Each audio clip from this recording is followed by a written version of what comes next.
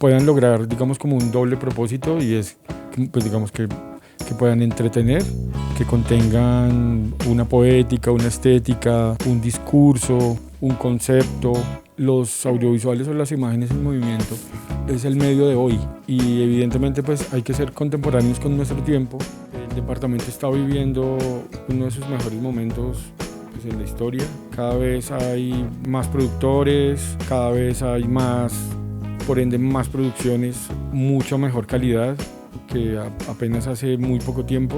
La solución a esa falencia un poco de los recursos es esa gestión que se está haciendo para crear la política pública, convertir a Boyacá en un destino fílmico y tener aparte unos recursos fijos, como se hace con el sector de la literatura. Ha determinado en mí que Boyacá es tan rica que no tiene una sola identidad, como lo han querido hacer ver desde el centro. Entonces, todos los boyacenses son así. Entonces, todas las mujeres son de trencita, cacheticoloradita y bajita, y que los boyacenses son mal hablados y mal educados, y es totalmente pues, diferente. Hay que crear nuestras propias voces, nuestro propio lenguaje desde acá. Entonces es muy interesante poder hacer gestión, para poder recopilar recursos, imagínense, súper chévere, para poder conseguir presupuestos para saber cuál es nuestra identidad, para saber cómo somos a través de los audiovisuales en nuestro caso. Hola amigos, bienvenidos a un nuevo episodio de Carreta Jurídica. Mi nombre es Sebastián.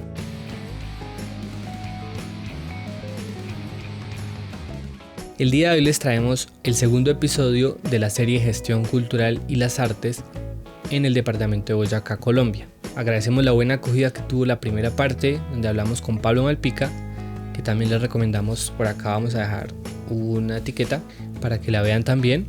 Hoy hablamos con Mauricio Hurtado sobre cine y artes audiovisuales. Mauricio es uno de los consejeros departamentales de cinematografía del departamento. Yo también pertenezco a esa organización, que es un órgano consultivo que pues busca promover políticas a favor del sector cinematográfico y de audiovisuales de Boyacá. Nos pareció chévere hablar con él porque él es cineasta desde hace muchos años acá en el departamento. Le interesa mucho la promoción de los nuevos artistas, le interesa pues también su propia obra, ir creciendo como cineasta, y pues resultó bastante enriquecedor poder charlar con él. Esperamos que a ustedes también les aporte algo esta conversación. Hay algunas temáticas que son estrictamente, digamos, dirigidas a la ciudad de Tunja y al departamento de Boyacá, pero en general son bastante importantes de manera genérica. Por lo que entonces espero que puedan verla completa y nos estamos viendo la siguiente semana. Así empieza el segundo episodio de la serie Gestión Cultural. Gracias. La mayor parte de mi carrera y la última parte de mi vida se ha desarrollado pues, en el departamento de Boyacá. Mis intereses han partido desde ahí, desde el conocimiento de dónde estoy, cuál es el territorio que habito, cuáles son las dinámicas que lo mueven. He recorrido el departamento de esquina a esquina, tratando de rescatar el patrimonio cultural inmaterial, y es así que tengo, digamos, una larga serie sobre ese tema a lo largo y ancho del departamento. Tengo mi productora propia que se llama El Puerto Media. Antes tenían un colectivo que se llamaba La Virgen del Milagro Producciones, con las que hemos representado al departamento y a Colombia pues, en diferentes festivales y eventos en Europa y en gran parte de Latinoamérica. ¿Cuál es su definición de pronto que tiene alrededor del cine o específicamente de los audiovisuales, digamos? ¿Qué es eso y cuál es el sentido que tienen estos en la sociedad actual? Para mí son, digamos, todas aquellas imágenes en movimiento que causan emociones. Básicamente eso es lo que, o esos son, digamos, mis intereses frente a los audiovisuales.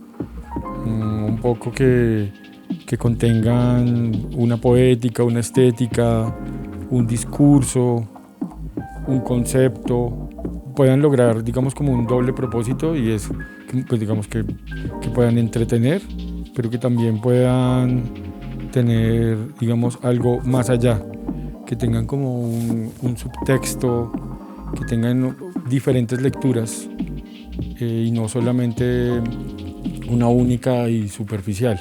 Los audiovisuales o las imágenes en movimiento es el medio de hoy y evidentemente pues hay que ser contemporáneos con nuestro tiempo y es a través de ese formato, de esa forma de comunicarse cada vez más común, cada vez más extensa, cada vez más sencilla, cada vez más al alcance de todos, que se pueden lograr procesos, digamos, comunicativos, procesos estratégicos, procesos sociales, pueden alentar, entre otras cosas, digamos, grandes cambios.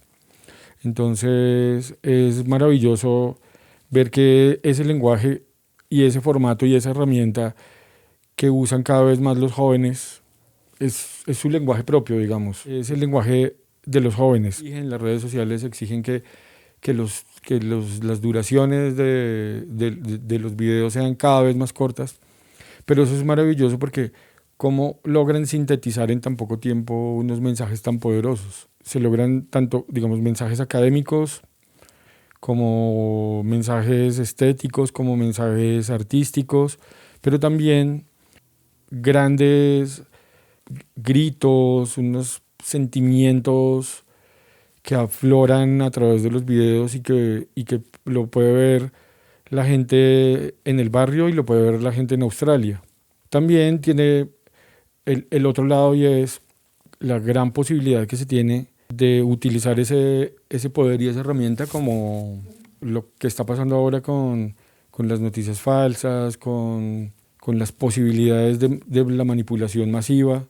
Igual no es nuevo, ¿no? En el cine y en los audiovisuales desde su invención, pero ahora la forma de acceder, digamos, es mucho más sencilla que acceder a una película de propaganda nazi en los años 30. Pero ahora el alcance es mucho mayor, un alcance definitivo y peligroso también.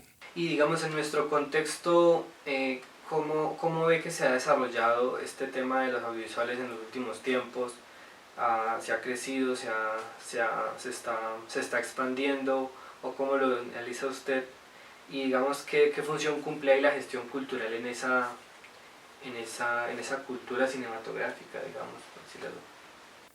Sí, digamos, en los audiovisuales ocurrió algo pues, muy particular y es que pues, definitivamente es un trabajo en equipo. Digamos, difícilmente una sola persona pueda hacer una producción, a no ser que sea digamos, un video arte o un video experimental, el artista y su máquina, digamos, y su herramienta. Pero en la producción audiovisual, digamos, tradicional, el departamento está viviendo uno de sus mejores momentos pues, en la historia. Cada vez hay más productores, cada vez hay más, por ende, más producciones, mucha mejor calidad que apenas hace muy poco tiempo.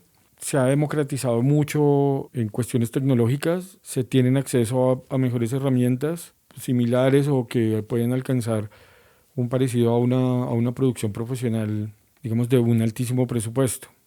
Y esto está mediado por una gestión cultural que, digamos, que se ha venido dando en los últimos 15 años, que ha abierto puertas a esos nuevos realizadores, que les ha permitido acceder a más recursos a nivel local y departamental. Entonces, por poner un ejemplo, a nivel local, en el municipio de Tunja no existía la estampilla Procultura. Entonces, gracias a una gestión, a presiones, se pudo llegar, digamos, a consensos con esas personas que tomaban las decisiones para poder, por ejemplo, crear la estampilla Procultura en Tunja.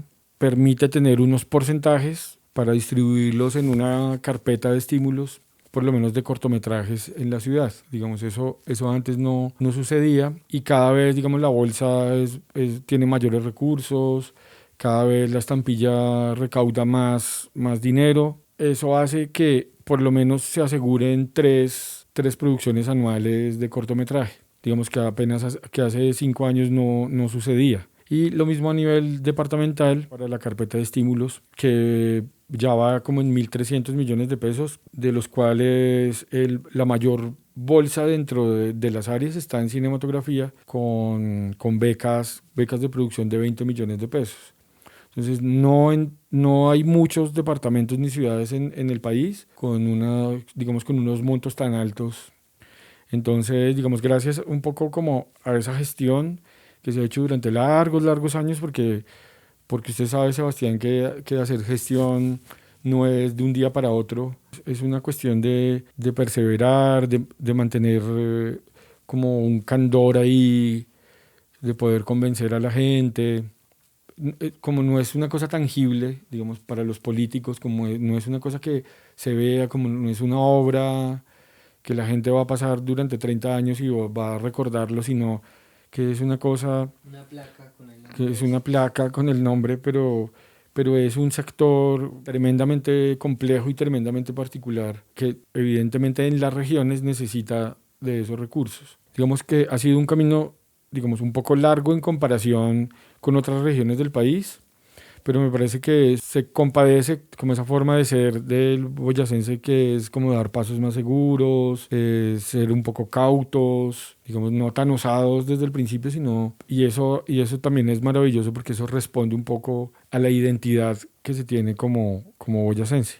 Sí, ¿qué retos y qué falencias ve en dentro de la gestión cultural como como el desarrollo de los audiovisuales y el cine en Boyacá? Pues es un tema muy grande, pero digamos, como cuáles usted resalta. Un poco las falencias pues es una cosa generalizada que no solamente ocurre en Boyacá, sino en todo el país, todavía siguen faltando más recursos. Para solucionar esa falencia, entonces estamos proponiendo la política pública de cinematografía del departamento.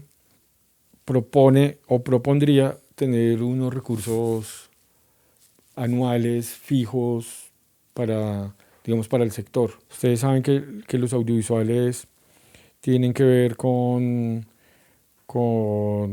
digamos, con el desarrollo económico, tienen que ver con el turismo, que si el departamento se convierte en un destino fílmico que tiene todas las características para hacerlo, para ser un destino fílmico, tenemos cada vez mejor infraestructura vial, cada vez mejor atención hotelera, cada vez más gente capacitada para poder al menos desempeñar labores técnicas dentro de una producción y algunas ya, digamos, cabezas creativas, pero es innegable que una producción, digamos, de mediano presupuesto puede dejar un par de millones de dólares para una región. La solución a esa falencia un poco de los recursos es esa gestión que se está haciendo para crear la política pública, que entre otras cosas, como lo decía, pues pretende tener al departamento como un destino fílmico, y por supuesto está incluida la ciudad de Tunja, convertir a Boyacá en un destino fílmico y tener aparte unos recursos fijos, como se hace con el sector de la literatura. Cada año se le asignan esos recursos desde el presupuesto departamental. Otra de las falencias, y que me parece pues, una de las más importantes, y es que como en el departamento no hay escuelas de formación ni técnicas, ni tecnológicas, ni profesionales en el área, suceden dos cosas. Una, que la gente que digamos, puede estudiar fuera del departamento o fuera del país, pero difícilmente vuelven acá, digamos, vuelven al departamento o a las ciudades. Entonces, lo que pretendemos también a través de esa política pública es que gran parte de esos recursos que se obtendrían sería para formación, digamos, especializada. Bueno, están esos estudios del SENA, ¿no? Que han facilitado como el nacimiento de muchos cineastas que se queden acá un poco, ¿no? También. Y de muchos proyectos alrededor del cine, ¿no? Festivales, todo eso ha ayudado mucho. ¿Qué valor encuentra, ya además que su merced ha trabajado en gestión cultural alrededor de la literatura, ¿no? Con la Fundación Alejandría? ¿Qué valor le da usted a esta gestión cultural para los valores democráticos de una sociedad? Estas acciones que son comunicativas se alejan un poco o cierran la brecha, digamos, con otras formas degenerativas de poder. Entonces, digamos, se aleja de formas que no sean participativas. Es maravilloso, por ejemplo, en los grupos de formación de las escuelas que tenemos para niños y jóvenes, cómo esos grupos que se conforman en principio para hacer una película pueden seguir a reunirse para hacer otras cosas, tener iniciativas de voluntad pública para ayudar a su comunidad, a su barrio. Esa relación entre los audiovisuales, el cine, la gestión, digamos, y los derechos es súper interesante porque básicamente lo que pretende cine y antes a través pues, de la gestión es hacer que la gente sea libre, que no sea más pasiva y acrítica, sino que al contrario, digamos, pueda generar sus propias opiniones, que pueda ser libremente diferente, que pueda tener disensos sin que nadie lo persiga por eso, tener acceso a unos mundos inimaginados, a puntos de vista diferentes. Desde el punto de vista de la gestión cultural, lo que hace es reafirmar y generar derechos, derechos civiles, derechos naturales, todo el tiempo. ¿Qué experiencias transformadoras ha tenido su merced alrededor del cine, ya sea participando o siendo más pasivo, más activo en los diferentes procesos en los que se ha involucrado? Pues es satisfactorio, digamos, en los procesos de formación que ya cumplieron 13 años, 12 años, cómo es la evolución de los participantes, ¿no? Entonces, por ejemplo, ya hay egresados de cine y televisión de la Nacional, por ejemplo, gente que participó en el taller y que compuso las bandas sonoras, ya están haciendo sus primeros pinos como artistas profesionales. Y uno maravilloso que es reciente, que es justo el taller de Tunja del año pasado, y es que por primera vez en el taller se tocaron temas de género, temas de diversidad. Y eso fue, pues, digamos, maravilloso tanto para mí como para mi equipo y como para los participantes. Entonces teníamos personas no binarias, teníamos personas trans. Me parece que tocar todo tipo de temas es fundamental en una comunidad todavía tan conservadora como lo es Tunja. Boyacá no tanto. Boyacá no tanto, pero Tunja es una ciudad muy conservadora aún, que siento que este tipo de conflictos todavía les son ajenos, o si no lo son, los quieren mantener, digamos, alejados un poco, no se quieren involucrar tanto, poder conocer tanto, digamos, desde el lenguaje incluyente, de cómo referirse a una persona trans, por ejemplo, de cómo reconocer a esa persona como una mujer, efectivamente como una mujer trans, y que eso debería ser cada vez más natural, más normal, sin, digamos, sin tanto prejuicio, y eso es maravilloso porque estamos acostumbrados al señalamiento, a la generalización. Entonces todos son así, todos no sé qué, y eso es terrible. Entonces hay que cerrar un poco esas brechas y ser un poco más proactivo, hablar más con la gente que está en la diversidad, porque es maravilloso. Y los temas son tan complejos como los de cualquier ser humano, pero en nuestras condiciones y en nuestros contextos se potencializan, porque tienen una vida cada vez más difícil, no están aceptados por las normas del trato social. Si los jóvenes y las mujeres jóvenes, hay el 28.9% de desempleo en los jóvenes en Colombia, o sea, casi el 30%. Es súper complejo para poder acceder, digamos, al sistema laboral. A los derechos más básicos. Es increíble, yo no entiendo por qué. Si son seres humanos común y corriente, inteligentes, sensibles, como sea. Entonces en Tunja es todavía más rudo. Entonces para mí fue una experiencia, digamos, reveladora, veo ahora las cosas de una manera totalmente diferente, mayor respeto, mayor empatía, por supuesto, porque nadie puede ser vulnerado por su condición, pero jamás.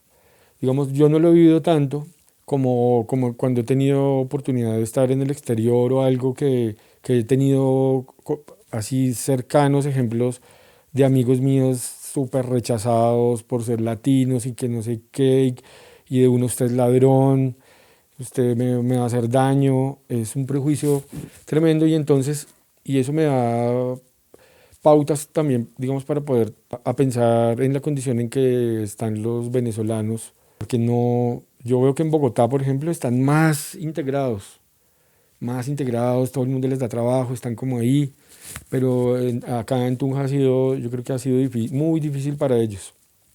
Es una sociedad un poco prevenida, un poco ahí que generaliza mucho. Y lo mismo con la comunidad trans, que, pues que sabemos la amarga experiencia de un caso de intolerancia en el sector del terminal antiguo.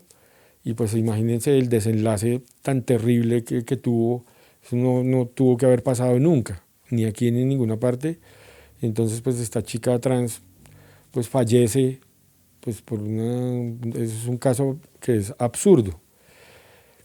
Entonces, digamos, eso me ha dejado un poco. También en Boyacá no hay una sola identidad. Entonces esto yo lo repito mucho porque es muy interesante. Y es que no es lo mismo un boyacense de Puerto Boyacá, a 40 grados centígrados al lado del río Magdalena, que un boyacense de Cubará, que está en las tierras sagradas de los Uguas y que a media hora caminando está Venezuela, por ejemplo, que son tierras fronterizas, o una mujer boyacense de, de Cobarachía, que es rubia de ojos azules, con una mujer ruda, fuerte, con templanza de occidente de la tierra de los esmeralderos, porque le toca ser así, un poco por su contexto, y tampoco evidentemente es lo mismo pues, los boyacenses del altiplano. Entonces, eso también, digamos, ese recorrido por el departamento ha determinado en mí que Boyacá es tan rica que no tiene una sola identidad, como lo han querido hacer ver desde el centro. Entonces, todos los boyacenses son así.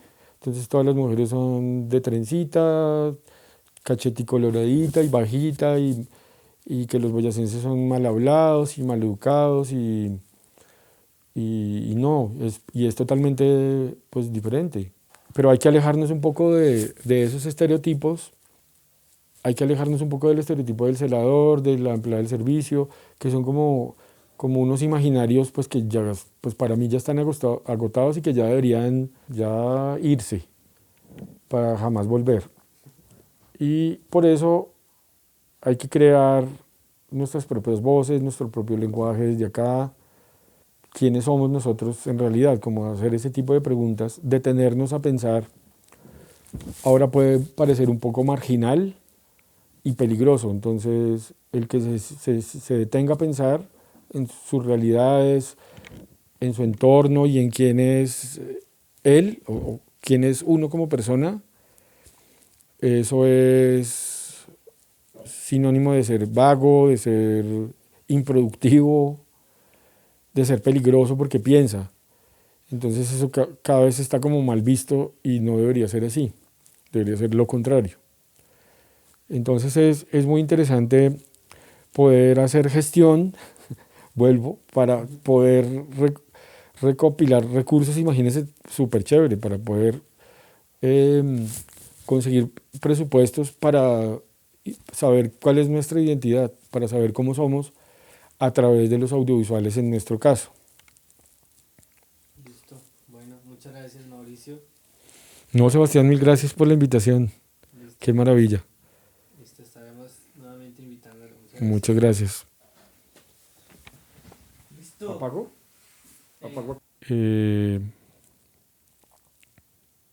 Lo olvidé. ¿Esto es así en directo? ¿Es de chorro o después lo editan? No, yo lo edito, tranquilo. Así termina el segundo episodio de esta serie. Esperamos les haya interesado. Si les quedaron algunas dudas o preguntas o inquietudes o comentarios, déjenlos abajo. Les queremos dejar una pregunta muy concreta y es, en el lugar del mundo en el que estén, ¿cuál consideran que son las políticas que deberían incentivarse para fortalecer las artes en sus contextos? Esperamos que nos den sus lecturas de estas opiniones, de estas perspectivas. Y no olviden que estamos publicando semanalmente un nuevo episodio. Pueden revisar nuestras listas de reproducciones que están recientemente un poco mejor organizadas. Entonces ahí estarán muchas cosas que pueden interesarles, otras que más bien no. Pero todo lo hacemos pues intentando aportar valor a la comunidad. Muchas gracias por escuchar.